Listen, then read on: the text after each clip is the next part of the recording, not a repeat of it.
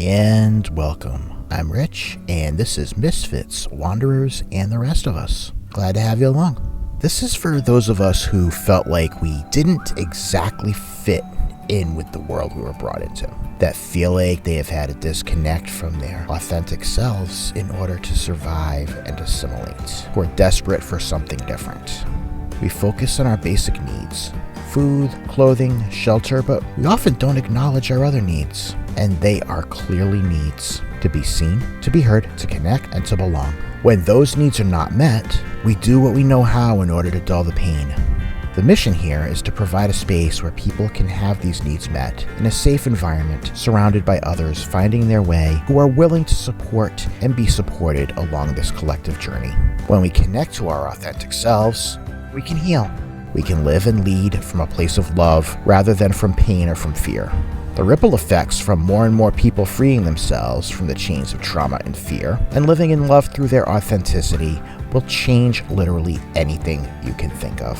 One step at a time, of course, right? So let's explore, shall we? Hello there, and thanks for stopping by.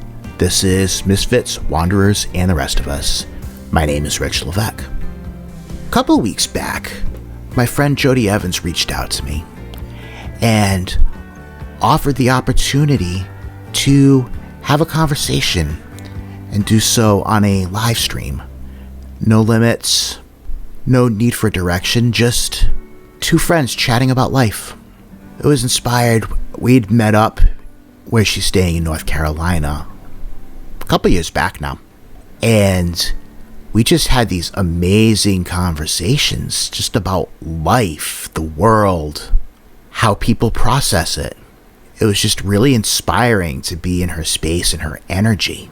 So, of course, I jumped at the opportunity to do that again. I don't think you're going to be disappointed.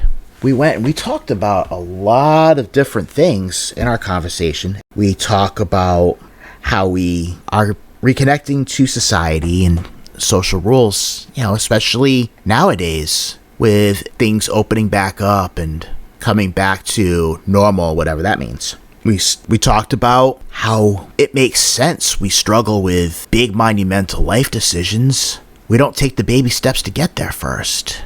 And by baby steps, I mean those little choices that we make all through the day. How many of those we just let our subconscious run the program, and we don't take the opportunity to step in and make a different decision? Maybe bringing along a bottle of water instead of hitting the Starbucks drive-thru. Once we start being present and conscious for those decisions, the big ones tend to take care of themselves. We talked about how believing that things can happen is the important first step for the things we want to actually happen. If we don't believe something's going to happen, if we don't believe something's going to work out, if we don't have faith, we're probably going to be right. Talked about how failing and falling on your face isn't the end of the story, despite what our programming and our learning have told us. I mean, unless we decide that it is. We always have the opportunity to get back up and use it as a learning opportunity. We talked about being aware of and being conscious of the information we're taking in, and how through the years so much has been taken in subconsciously through advertising and through TV shows and radio and games and all the things we soak up. We don't even know how deep the programming runs, because a lot of times we don't even know it's there.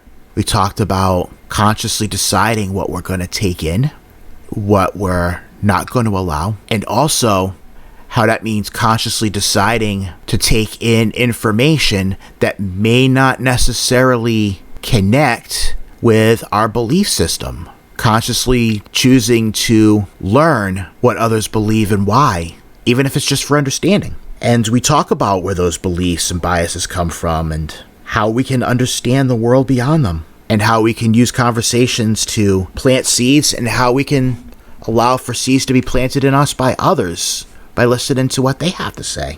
Understanding that we can't fix, quote unquote, or change anybody's beliefs on anything ever. They might talk the talk, but that's just compliance. And is that really what we want?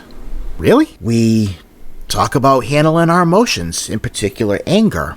How we don't learn to actually feel the emotions in a healthy way. It's either we stuff it somewhere or we just go kaboom. You don't realize there's other ways to not only allow yourself to feel them, but to let them work their way through. We have a little lighthearted fun. We talk about what the word woke really means to us.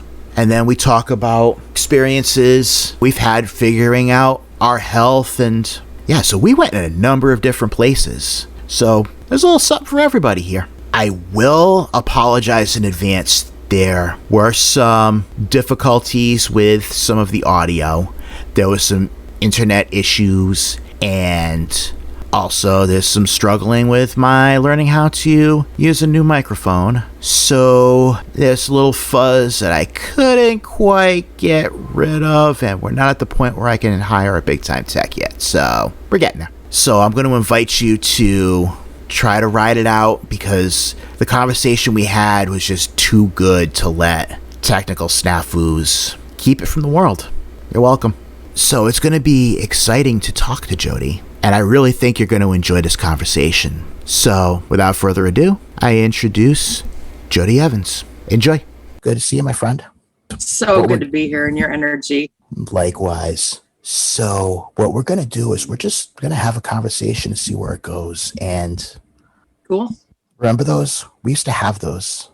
Not just we, you and me, but like us back in the day. In the world. Back in the day, we used to just talk about whatever, wherever, and not be afraid to say what we're thinking, because we might get canceled or, you know, eaten by aliens or whatever it is that we're... So I actually said to someone yesterday, I explained to this woman that I've only known for a few months, I said, I need you to understand something. I literally walked away from society in 2017. And then I've been living on a mountain now for the last 2.5 years. I said, so I don't even know how to interact with humans the way they culturally expect me to, because I don't care. So I say all kinds of things just the way they come out of my head, and people get kind of freaked out because I don't remember the social rules, like you're supposed to be like this in public, because I was never that girl anyway. And now I really have no idea how I come across to others, because I just don't care and don't live in that world anymore. Right.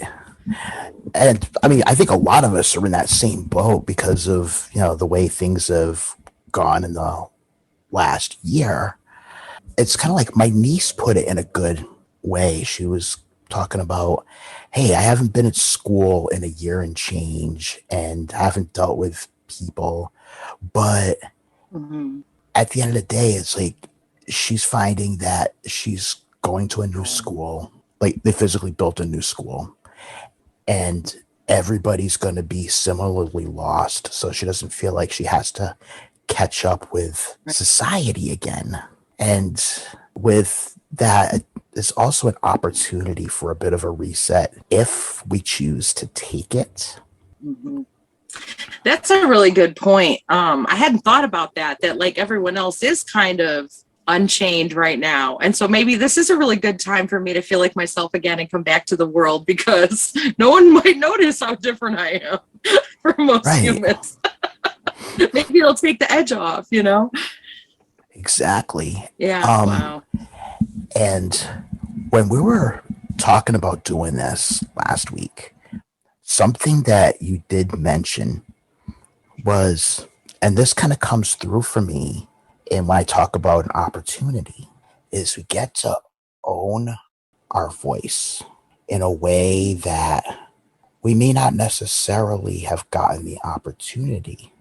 We, you know, in a lot of cases, we're showing that we're still working on that we don't do it terribly well, but there's an opportunity to be able to learn how to tap into your why and what your passion is and what drives you, instead of letting, you know, the world kind of tell you to do this. or Right. buy that. Or go get that. Or, hate that. Yeah. And Yeah. we don't really. I think a lot of people, I'm sorry. No, sometimes the delay throws me off. As you were saying that, I was imagining writing why and taping it to my bathroom mirror, because I think a lot of people, we never, how often do you stop and just say why? What is your driving force? Like, I know for me, I was having a lot of health issues for the last year and 2 years, didn't even know it till a year ago. And it was just get through the day for so long. It was like, just do what you got to do, get through the day. We'll figure this out. And I really did, in a big way, step away from my why. Why am I doing that? Why do you feel this way? Why do you think this? And I have lately been going back to that and really reevaluating, why have I done anything I've done in my life? Why do I want this going forward? Why do I think I'm looking in that direction to move, this way with my art, or that way with my ideas and my writing and different things? And even just, when you wake up every day, why are you heading to the coffee maker first? Or, literally, I think people underestimate. Here's me just going in whatever direction. That's what we said we were going to do. Something that has come up for me recently is I feel like people underestimate the power of every little choice throughout their day. People think when they hear something like owning your voice or going forward and doing something out in the world or changing your life, they don't give enough credits to the small decisions. Like, everyone thinks, oh my God, you left your job, you went and you did this and you did that. And they only see the big stuff. And they don't understand that in order to do the big things, every little decision you make all day long is either moving you toward what you want or away from it. And having this health experience and what I've done to rapidly, suddenly be completely better, like feeling more like myself than I have in 13 years, is, it's literally just been understanding that every time I choose to sip water or not sip water has made a difference in the direction I'm going. I'm going to take this pill on time today, or not. I'm going to eat this food or not. People underestimate how every single, I'm going to turn left at that light or right at that light, is going to affect how I end up today, being closer or farther to everything I've ever wanted. And it's so important. Like, that's one message I really want to get out there in the world. Like, you have so much more power in everything that you do than you realize. I'm just trying to think how to relate that back to the why, where we started. We can go there, but what came through when you're talking about that is how many of those small decisions, it's not about those big scary decisions. If you make conscious little decisions, the big ones take care of themselves. Sometimes they make the decision gets made for you and you just kind of ride the wave. And so many of those decisions we make, the first thought we have about them is 10 minutes later when we're holding the big latte with like half a thing of whipped cream that we bought at Starbucks, and we're like, why the hell did I buy this? I didn't really want it. I just did it out of habit because it's a thing that I do. Or how many times we say something or do anything is just because we do it. We don't even think about it. So, but there's another point you brought up. So great. I love that one, because I used to be that person, right, who would go to Starbucks and get the big whipped cream and syrups and a million. And then I worked there, and it was like, don't even get me started. How much I consumed while I worked there for 4 months. There was a reason I had to hurry up and leave. And the thing is, you said, like, people will not even think about it till after they did it. Okay. And now they're standing there with the Starbucks in their hand and they're saying, oh my God, why did I do this? But they don't realize that right there is the opportunity. Now they gave up they go, oh, well, I bought it, I'm in it now, right? And they drink it and then they beat themselves up.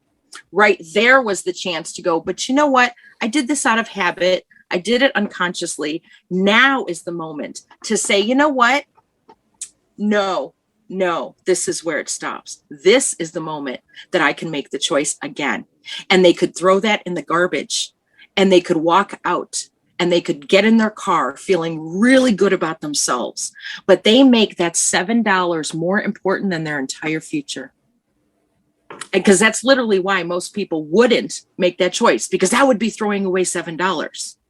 Right. So you just decided, even though you caught yourself and had a chance to fix it right then and there. And what an even better experience to throw it in the garbage and walk out of the store would be such a brain like solid no. I am telling the universe this, I mean it. I don't care if I drove all the way to Starbucks. I don't care if I spent $7 and bought that big thing. I caught myself before it hit my lips, or I caught myself after the second sip and went, you know what, you weren't going to do this anymore. That would be the most powerful choice to make in that moment, to literally steer the ship the other direction and get you going where you want to go. And people won't do that because of the $7. And it was that kind of shift in my thinking and in my actions over the last several years that has helped me keep going, keep redirecting the ship. We're always going to have those times. We're always going to have those moments.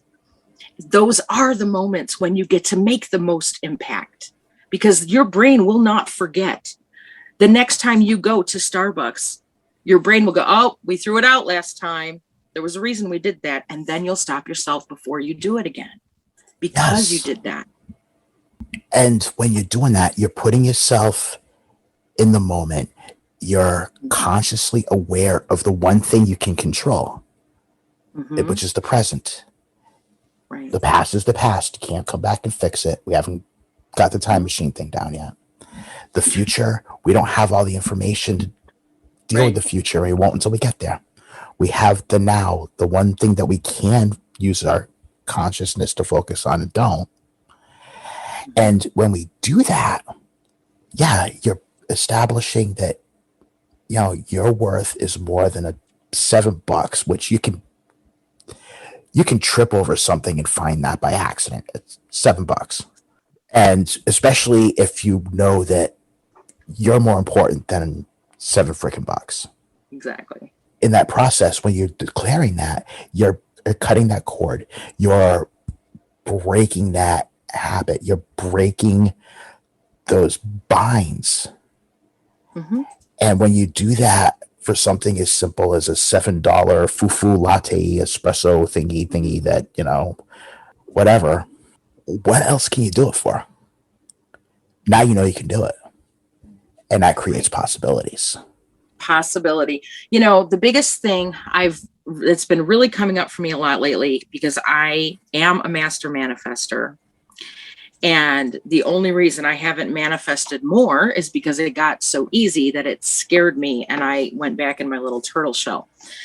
And so I've been thinking about this a lot lately, about what I want to manifest next for myself and in my life. And literally the number one thing, the most important step in manifesting anything and creating anything you want in your life, it comes down to the very first step that is missing in most people talking about manifesting. And I watch people all the time, and this came up really big for me with the health issue, because I'm on a group for people that have seizures. And the number one thing I see, especially coming from where I met you in the, communities of people filled with possibility and breaking free from all that, closed thinking, to be in groups about other things where people are like, programmed to think small and you're not worthy and all that.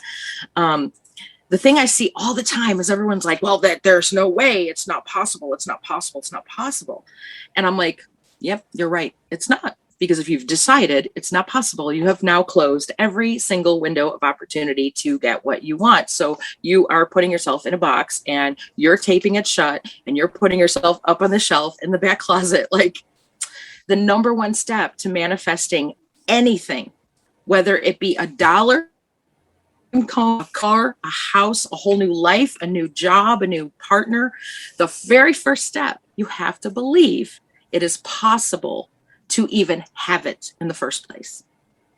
And then you have the second step is to start dreaming, start doing, then all the steps to manifesting. I've read so many books on it. I could teach it for forever.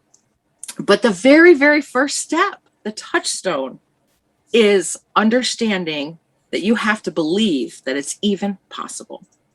And I heard somewhere recently the idea that if you even thought of it, it's possible, or you wouldn't have even thought of it.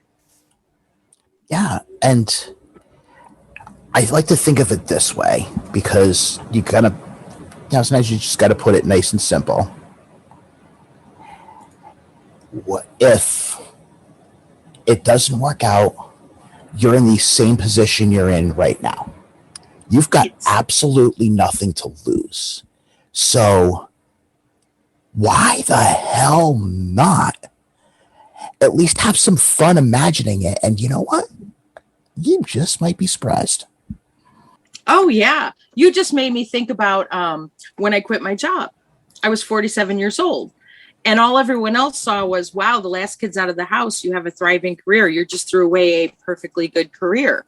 What I saw was, I'm only 47 years old.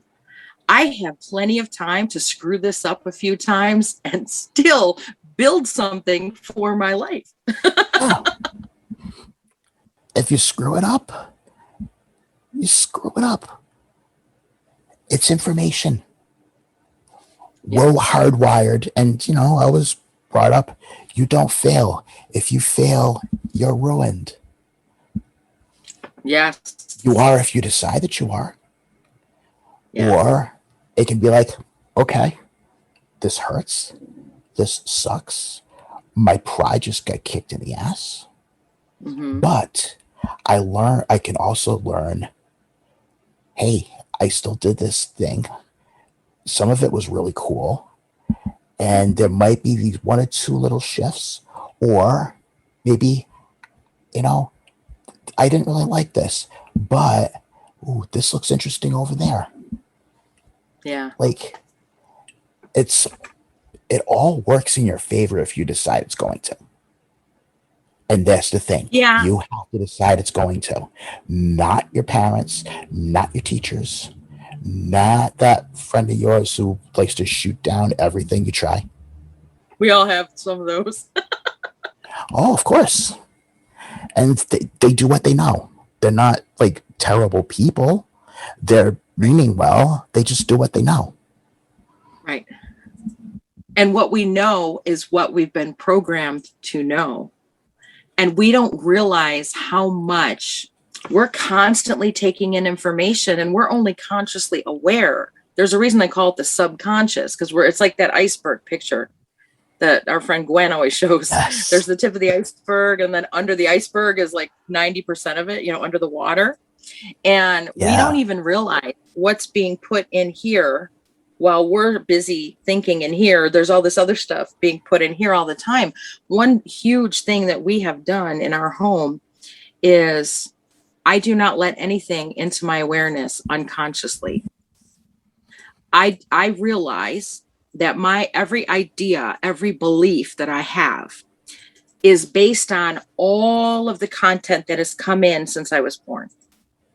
Every time I had walked into a store and they were playing lyrics over there in the speaker in the ceiling, every time I got in and out of somewhere and heard the radio and the guys talking, what did they call those guys? The DJs. And we used to have real radio. Now we have I don't know if they still have DJs anymore on any of the streaming stuff.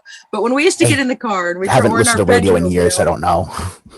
I used to have a stereo when I was 13. I got a stereo in 8th grade. It was so exciting. And I could turn it on and hear the radio and hear the DJ. And even just their little jokes between the songs, every commercial, the way people word things this way versus that way is constantly programming you to believe a certain way, period.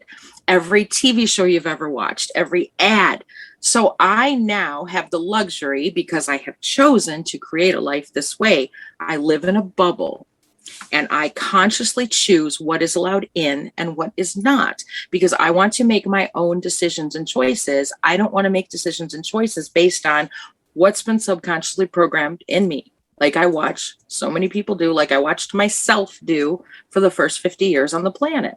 I decided last year when I turned 50, world, I gave you 50 years. I did it your way. The next 50 are mine. We're good. So now I don't watch television. I rarely now anymore even watch like Hulu or Netflix or anything like that. I have kids. They all have it. They all have a mom on their profile, so if I hear about a documentary that sounds good and it's on Netflix, I can log into somebody's and watch it, but I generally don't. I pretty much do YouTube, and I pay money every month to have no ads on YouTube because I don't want anything I did not consciously choose to bring into my awareness to be in my awareness. Also because I believe in Ho'oponopono, and that's the idea that literally if it is in your awareness, it's your responsibility and it's your problem because we are all interconnected.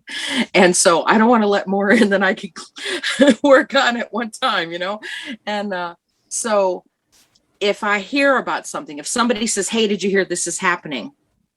I will very specifically set aside a time to go and look at it from 7 different angles. If somebody tells me, hey, did you hear about this? I will go look for 3 completely different news sources, one leaning this way, one leaning that way, and one not leaning either of those ways.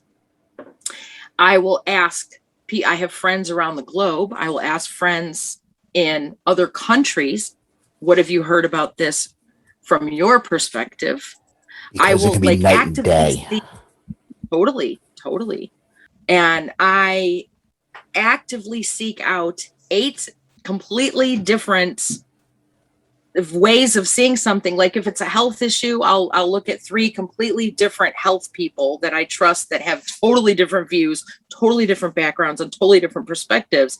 And I will open-mindedly research all these different ways. And it does not take the time it sounds like it takes. Once you make this a regular habit, it's like, check here, read the article, check here, read the article, talk to that person. She'll get back to me this afternoon. Grab that 10-minute video when I'm on break, or after work when I'm sitting with my coffee.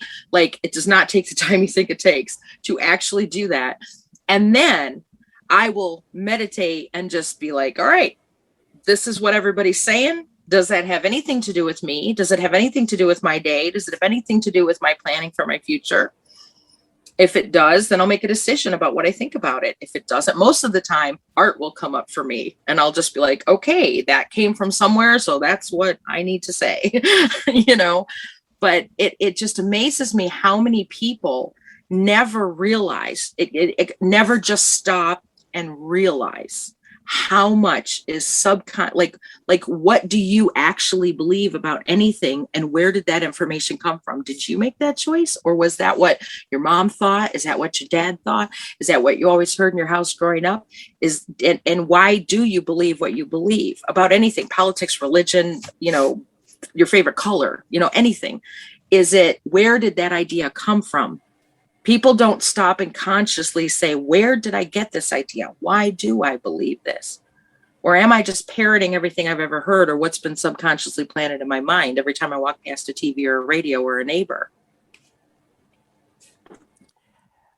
Absolutely. And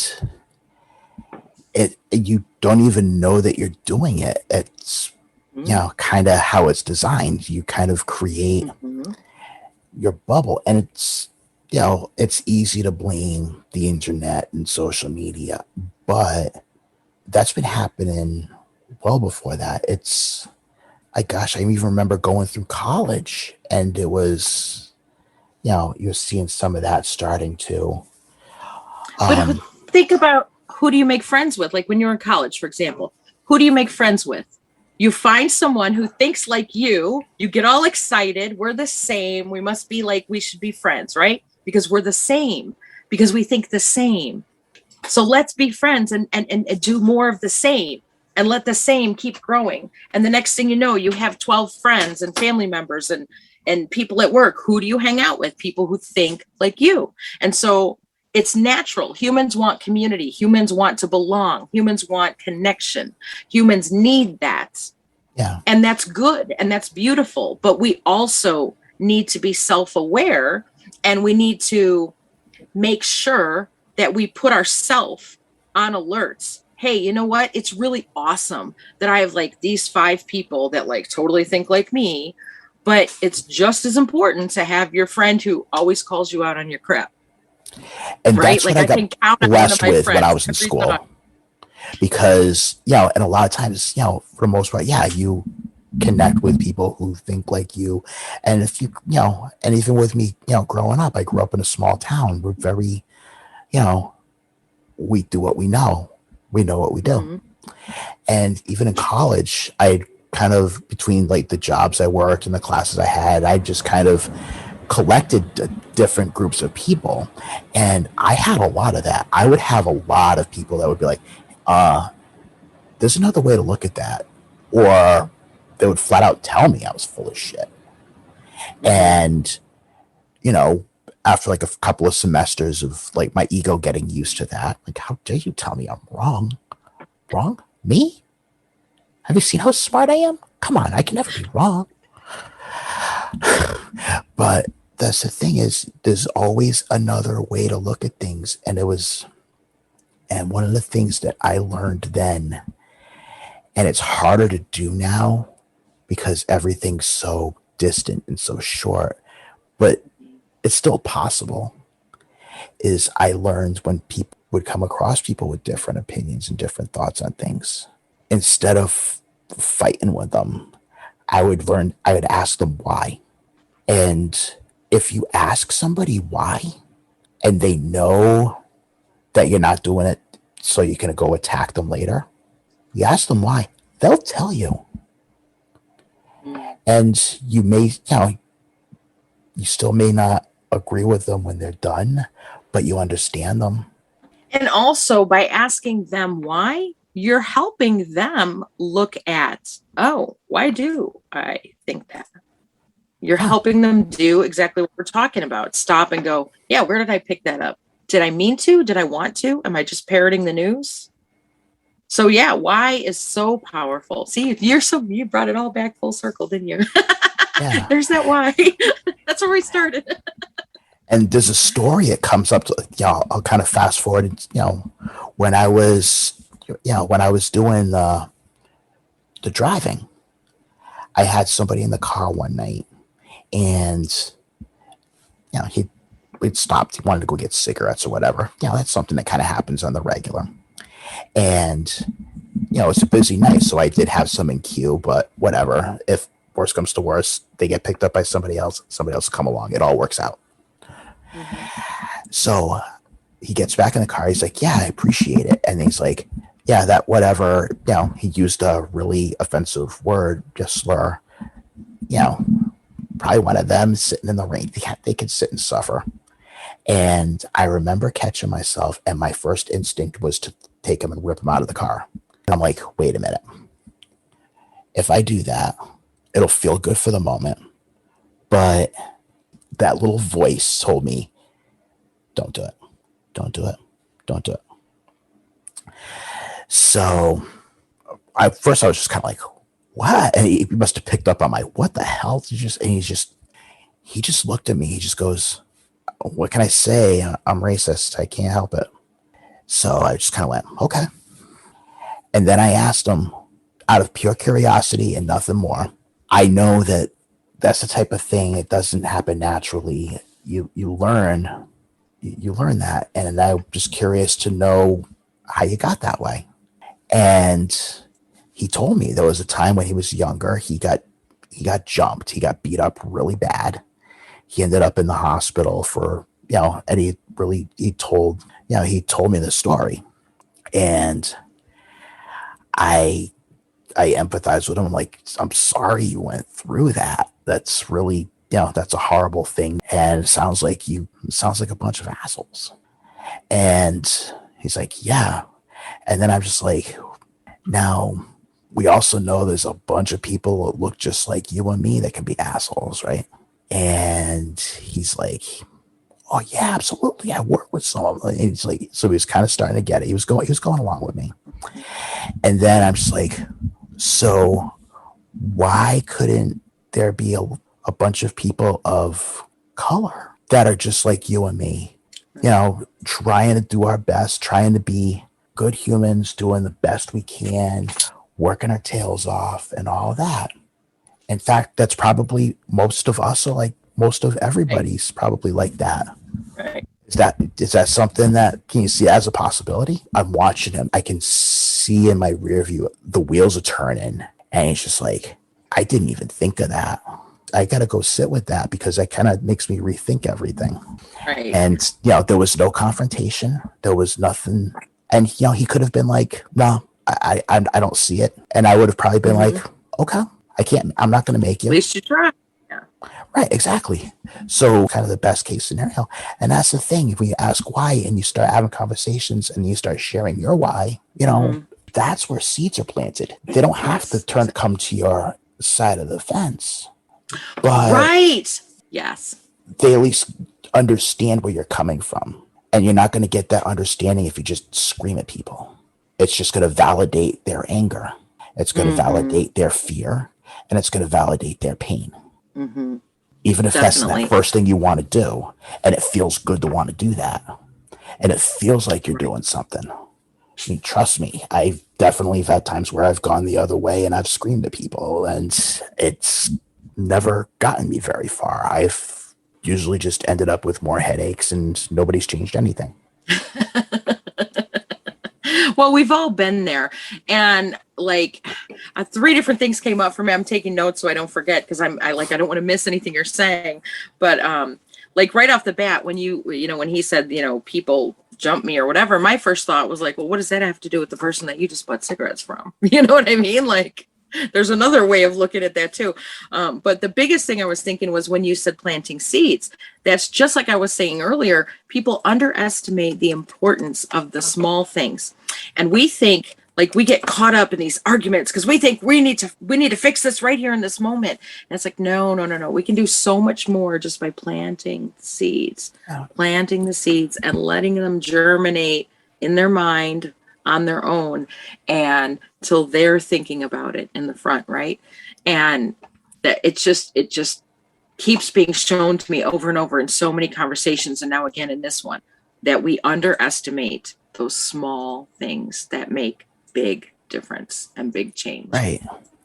And what it comes down to at the end is I will never be able to change anybody's anything. The most I'm ever going to get is compliance. And I really don't want to have people telling me what I want to hear so that I'll shut up. What does that build? Exactly. Right. At the end of the day, if people change, it's going to be because they decide to. It's because they've made that connection. All you can do is give them information. All you can do is have conversations with them, listen, engage, and plant seeds. Well, right. And then like I that just reminded me that I consciously choose to follow some people that I totally don't agree with, but I respect them. I respect how they got to what they believe. I respect who I know them to be on this earth as a human being. And so they are my trusted person. I go see, well, what is someone with that idea thinking today? What is someone with that idea saying today about what's going on about this topic or that topic or the other person, And I think not enough people are willing to say, yeah, you know what? We totally don't agree, but I can still love you and respect you and see where you're coming from. And I tend to, I'm a lot better at now. That was the other thing. Baby steps. I got to go back to that. That came up for me when you were speaking. But, people just underestimate, like people get hung up on not putting any value. Like if we don't agree, it's not value. No, there's a lot of value over there. I look at it as, because I do believe that we are all here to have a human experience. And some of us maybe purposely came to have it easier or harder so that we could grow and learn lessons. I believe some of us choose lots of things that we don't choose, but then we choose how we handle it. We choose how we deal with it. We choose if we want to learn from it. And it takes baby steps. And that's why planting seeds is enough, because it's always baby steps. I have a lot of times when I think I want to try on a new idea, I want to try on a new way of being, and or like I've learned from this healing journey with my health, I have a problem with people around me getting angry. It scares me, it upsets me, it brings me back to things in my childhood. So I've never been like, a lot of people will be like dismissive. Like they'll just shut down. If somebody's getting angry over there, I'm just going to shut down. I don't shut down. I don't know. I guess I was giving myself permission to have anger and like learn how to, like, everyone's okay with crying. Everyone's okay with laughing. Everyone's okay with this idea and that idea. But anger is like this thing. You're never allowed to be angry about anything, because everybody only sees extremes. They only see, oh, wow, we're so angry, we're going to get a divorce, or we're so angry, we're going to shoot a gun at someone. You know, people don't allow for the fact that anger is just another emotion. It comes up, it's normal. What if we actually just allowed someone to sit there and be mad for like an hour and just feel angry before we even tried to talk to them?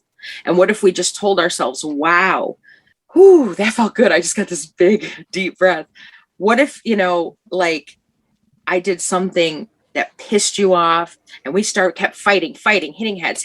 And what if we both just stopped and went, you know what? What if we just let ourselves be mad and let's check in tomorrow? We'll both just be really angry at each other about whatever, and we'll check back in tomorrow. And what if we did that? And then what if when you check back in with the person, suddenly neither one of you are quite as mad and you're a little calmer? Like I always say, I have a 3-day thing. You could tell me something the first day and I'll be like, all Aries on you. And then the next day I'm like, whatever, and I'm Virgo. And then the third day I'm my Cancer moon and I'm like, yeah, you were right. I see it. But I don't want to see it the first day when you first tell me. And so it's so always blown my mind that it's always 3 days. It's always 3 days. You can ask people that have been friends with me 30 years ago. It's always been that way. You tell me something Friday, I'm like, no, you're wrong. I couldn't possibly be like that. And then Saturday, I'm like, well, maybe, you know. And then Sunday, I'm like, yeah, I was being an ass. You're right. I'm sorry. And so I was starting to try on more like, if I allowed myself, what if I put this out in the world and it makes people really freak out? And I just practice not being afraid, you know, because it's so funny how people think if you're brave to do one thing, they think you're brave to do everything. And it's like so the opposite. It's like it took my whole life to get brave enough to do that. And that was scary. And then I'm going to like not do any of the other stuff yet. Right.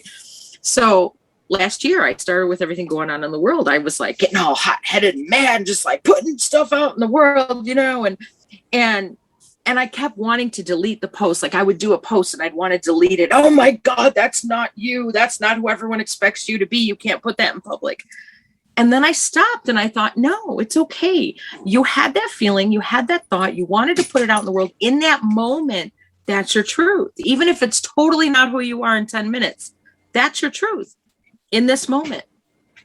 Oh. And if people truly love you and they want to see all of you, and I've learned that it's always baby steps. When you're trying on new things, you're going to make mistakes. You're going to be a baby learning to walk. First, you got to pull yourself up. First, you got to crawl. Then you got to pull yourself up to standing. Then you got to start taking, you know, and you're going to be like, you know, until you're like 3 or 4 years old running around the preschool and everyone wishes you'd sit down. But it takes time in anything you do. And what we do as humans is we have this expectation that I have this idea and it's either going to instantly happen and it's going to be fabulous and I'm going to be an expert, or I am a complete total failure and I must stop and give this up forever. Any idea of ever doing this again? And it's like, if you stop and hear what I just said, you're like, well, that's utterly ridiculous. And yet it's what we do with everything in our entire lives, all day long, every year. Yeah, we don't stop. Allow ourselves baby steps to get used to something or try something new, or, you know. Yeah. Or it could be something that, you know, feeling like you talked about anger, and anger for me is still it's hard for me to acknowledge that it's there when it is. Mhm. And a lot of it goes back to when I was in my late teens into my early 20s. I had real anger issues, like pick a fight with an entire fraternity anger issues. It was the one emotion that I could get hurt through. Mhm. But then it turned into, if you show up this way, the world wants nothing to do with you. Right. So instead of learning how to address it and acknowledge it and feel it, I would stuff it. And then all of a sudden, like, I would have moments where out of the blue, I would like go off on a boss or something like that. Wasn't particularly super stupid, but it was like the one thing after like 2 years of building up and things of not allowing myself to be angry. Then all of a sudden, I'm just Right. going off like a powder keg. Like I said, extremes. And then it got to be learning to, when I'm mad, yeah, no, I don't have to like go off the thing, but I can acknowledge that I'm upset. I can say why, Mhm. and then I can just feel it for a while. And then if that's the thing, when you feel it, it doesn't bury and come out somewhere later. You feel it, you're miserable for a little while, and then it leaves. And I think there's not enough of that modeled in the world because all we see are the extremes, the stuffing it or the powder keg. Yeah. And then, like you said, how many of us times in our life when, we got really mad? Think about, I tell people all the time how much to prove we're all exactly the same. Think about, and right away when I say this, everyone will have one because mine came up when you were talking about your powder keg. If you judge someone, if someone saw your whole entire life and they only edited a 5-minute, the worst possible, you'd never want someone to see this to judge your whole life by. That one experience, that one scene that we all have somewhere in our past.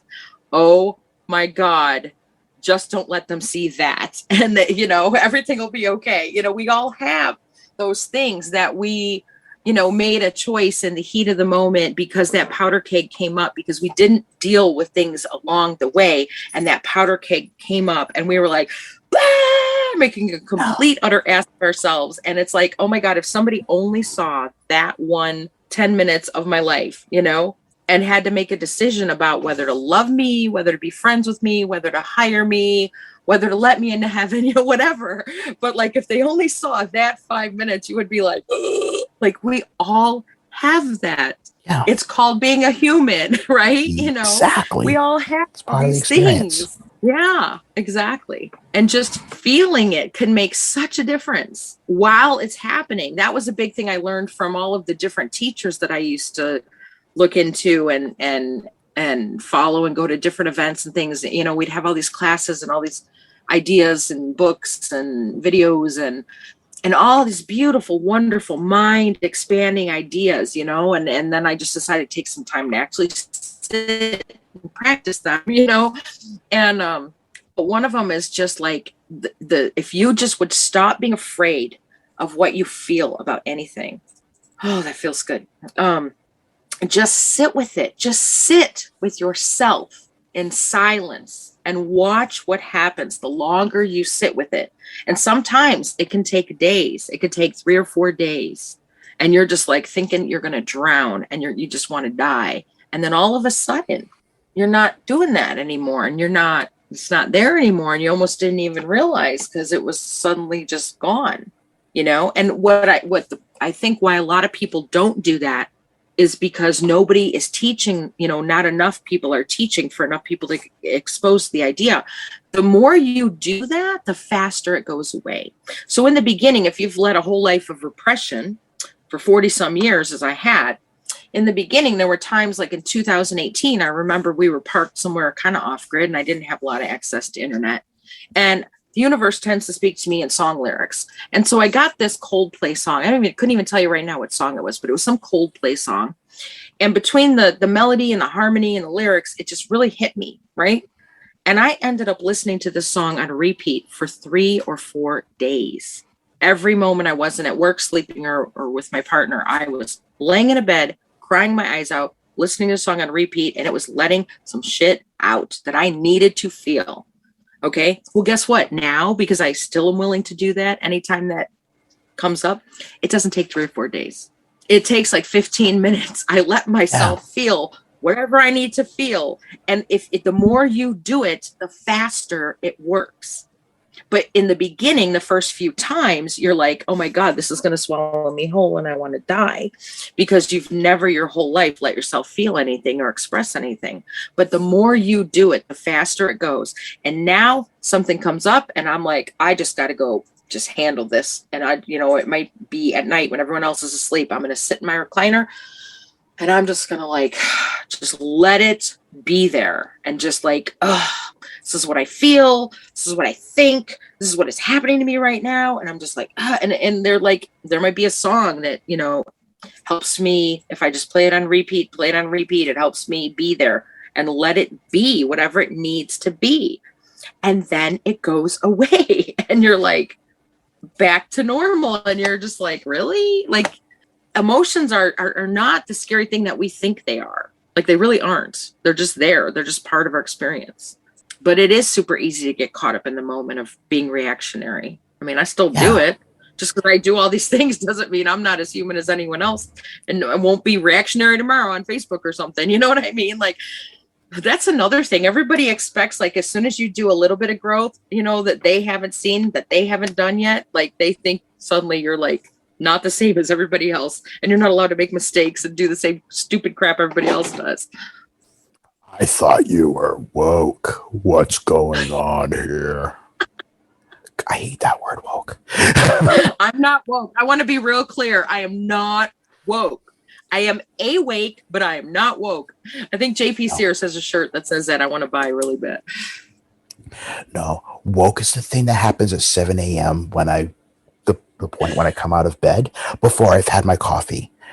We don't deal with me in that phase. Other than that, no. I'm just figuring it out like everybody else. You. That's why I love you. We are the same there. Nobody talks to me before coffee has been ingested and digested for a little bit. My dad calls it climbing the evolutionary ladder. There's like on the cup, I've seen people do mugs. It shows like caveman to,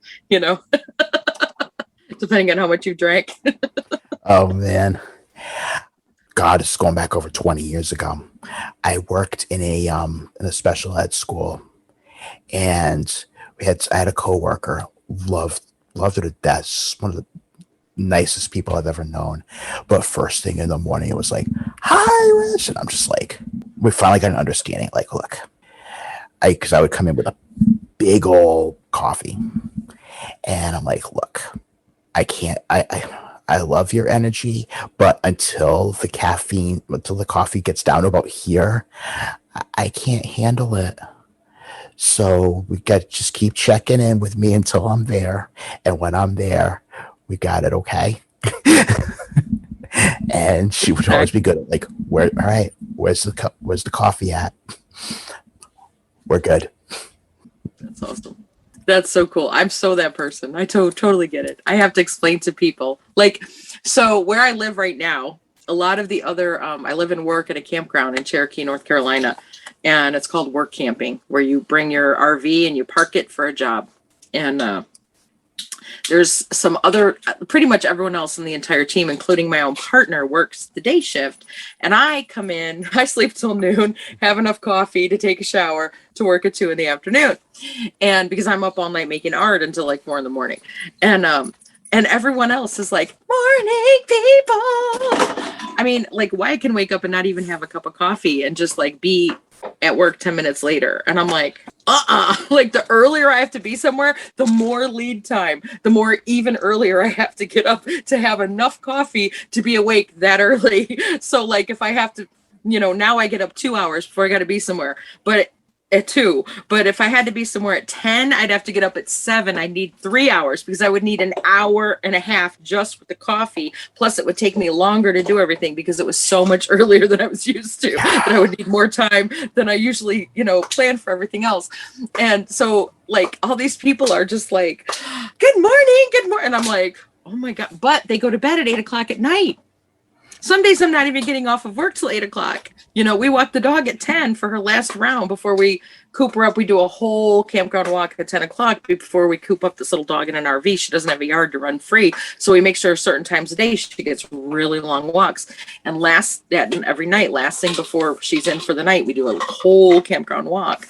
And it's just like these people, like, God bless them, that are able to wake up and be human and cute and fun and smiley. And I'm like, thank God for them, but then I want them to also thank God for me for letting them get off work and I'll do the rest. You know what I mean?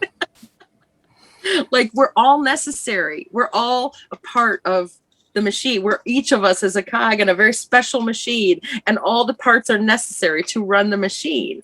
You've worked shift work. Yeah. And I was always a second shifter and I was always third shifter.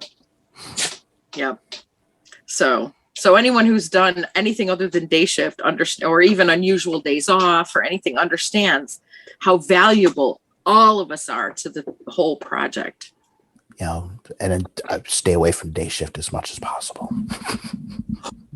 So you'll have to forgive me. I'm like getting distracted. I can feel I don't know if it's a shadow from actually seeing my bone right here, my clavicle. My goal in my health journey is to actually see my clavicle when I look at myself. And I had a shadow from my hair and I'm like, oh, is that my clavicle? That's my next life goal. Because since I got super healthy, like I started having all kinds of different things going on, but I had some kind of imbalance in my body that caused it got so bad before I even knew it. I was having seizures and didn't know it. And just in the last 35 days, it's Sunday now. So now it must be like 35 days now. That I've been on my health protocol with my naturopath.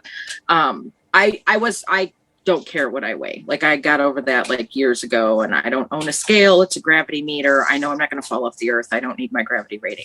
So I can tell if my clothes fit, or they don't. So, but I wasn't planning that part of the last 35 days I would lose more than a size in clothing without even trying. And so now all of a sudden I'm seeing these things in my neck, and I'm all excited, and I can see this, usually this, I've always had this goitery thing, but now I can actually see my whole neck and where it meets my body. And I'm like, oh, wow, there's a thing there. I didn't know that. And so my next life goal is to see my clavicle. Nice. See, I'm still just as ridiculous as I've always been. That hasn't changed. That was fun. That was, when I first had big weight loss, and a lot of it too was it was a shift in diet. It was me accepting that I can't eat wheat. Things just dropped, and I started seeing stuff that I hadn't seen in years, and Mm-hmm. I know, you're like, wow, I remember this from when I was young. I ended up throwing away scales because, and this is an interesting little story. When I first started, I was on all kinds of pills, and I was including cholesterol pills. And when I started to come off the change in my diet, first I did a elimination diet for a month. Mm-hmm. And then, things started dropping off, but then I would start incorporating little stuff here and there because I was having a ton of GI issues, and they sent me to every specialist under the sun, and nobody could answer anything. They could tell me it wasn't cancer. They could tell me it wasn't anything major like that. But other than that, they're like, I don't know. We think you might maybe have IBS, get Miralax or something. Mm-hmm. I'm just like, no, this isn't landing for me. And I started, taking it on my own. And I eliminated sugar, dairy, wheat, and then there was something else. And I was ornery before coffee. Take away all the things I like to eat. I ended up I dropped a ton. And right before that, he'd said, if you start losing weight, I might be able to take you off some of the meds. Mm-hmm. So I was down and I was checking a scale. And every time I went on a scale, at different places, it was clear. I was down at least 25, 30 pounds. So I get in there and they put me on the scale, And they're like, I'd lost 3 pounds. No way. That, no way. And that anger thing that I was talking about, like stuff it, kaboom. Right. Kaboom. Kaboom. I was screaming, like when she left the thing, I was still yelling when the doctor came in the room. And I believe it. And at no point did anybody stop and say, I believe you. They told me I was full of it. And here's the kicker. Oh, by the way, we're selling these diets up front. So, if you want to get in on the program, there's like the point where there's anger. And then there's like anger where you're screaming at things. And then there's like that. You're shaking. Past shaking where you're just quiet. Ooh, that's bad. When you get quiet, it's bad. Yeah, that's bad shaking. You're right. Because if you do anything other than sit quiet, you're possibly looking at a felony. I was going to say you'll kill someone for real. Yes. Felony. Yes, exactly. There's shaking, and then there's quiet, and then there's felony. Yes. And so I stopped, and I never went. You're not back. On Zoom. Sorry, my dog is like, Mom, you're not paying attention to me. I wouldn't go back either. My gosh, that's terrible. But then the first thing I did when I got home was I took the scale and I just. I know, I could too, and I'm looking at the clock, and it's probably about time for me to wrap it up on my end. So. Okay. Well, I would love to do this with you anytime. I hope you enjoyed listening to that conversation as much as I enjoyed being a part of it. That was a lot of fun, and it was great to explore all those different topics. So I'd love to hear from you. What landed for you? What inspired you? What made you think? What pissed you off? I'd love to hear all of it. Shoot me an email or shoot me a message on social media. They'll all be in the show notes. If you're inspired, love for you to follow. If you feel pulled by having more of these conversations, you're welcome to join the Misfits and Wanderers Facebook community. If you're really inspired by the work we're doing and the conversations we're having, I'd love to invite you to support us, either donating directly or purchasing some merchandise from our store. I'd love to, again, thank JoDi for the time and the conversation. And I'd love to thank you for taking the time to listen to us. It's an honor to have you along. Until next time, let's just keep having these conversations, because that's how we heal and that's how we grow. Take care. Be well.